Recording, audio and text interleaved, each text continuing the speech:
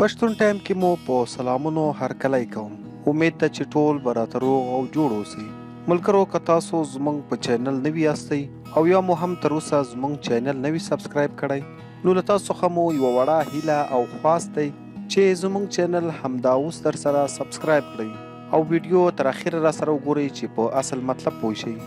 یوې ښځې له خپل خاوند سره ډېره مینه کوله او نوموړې ښځه ډېره حیاناکه هم وه. یوه ورځ یې له خپل خاوند څخه هیله وکړه چې په کور کې ولاړه ونه ووهي.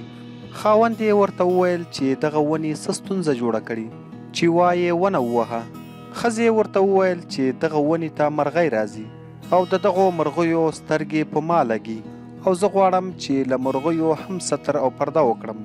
خاوند چې د خپلې ښځې دومره ستر او پرده ولیدله نو سم د لاسه پاڅېدو او هغه ونه یې ووهله. څو ورځې وروسته یې خاوند د کوم پروګرام لپاره د تګ اراده وکړه. خاوند چې یې کله د کور څخه ووتل نو خاوند ته یې هغه کس رینګ وکړ کوم کس چې ورته د پروګرام بلنه یا دعوت ورکړی و او ورته یې وویل چې اوس څه مشکل پیدا شو ته اوس پروګرام ته مه راځه.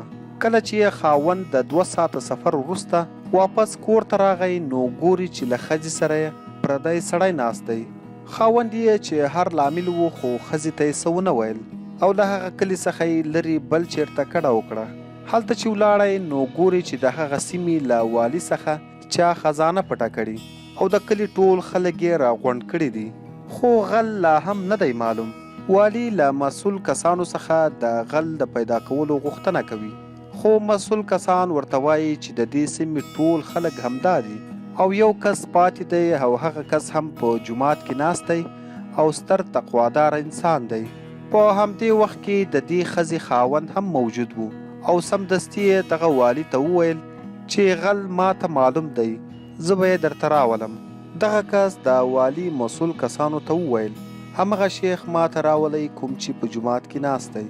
ټولو راغلو خلکو یو بل ته وکتل او ویل چې هغه خو ډیر پرهیزګاره انسان دی هغه او غلا.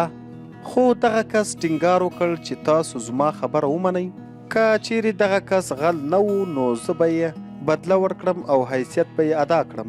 کله چې یې هغه شیخ راوست نو همغه سړي مسؤل کسانو ته وویل چې دغه ته لږ وهل ورکړئ. د دغه سړي امر پر ځای شو او د لږ ټکولو او وهلو وروسته هم هغه شیخ ګویا نه شو او ویل دغه خزانه ما غلا کړې ده. مسؤل کسانو له دغه سړي پوښتنه وکړه چې ستا څنګه په داسې یو پرهیزګاره او دینداره سړي باندې د غلا شک وکړ. هغه سړي په ځواب کې ورته وویل چې کله هم یو چا په اسلام او یا د ژوند په نورو کارو کې افراط او تفریق کول نو پوه شي چې تر شا یې لویه کیسه ده چې د هغې د پټولو دپاره او یا هم د ځان پاک ښودلو دپاره یا هم د ژوند په چارو کې ډېر افراط کوي او یا هم له ډېر تفریق څخه کار اخلي تر څو یې نور خلک رښتینې څېره ونه پیژني. نو درنو لیدونکو راځئ د ژوند په ټولو کارونو کې پاک او رښتیني واوسو او هم د ژوند په هره لاره کې میانه روه واوسو. دوستانو دا وه زموږ نننۍ چمتو شوي ویډیو.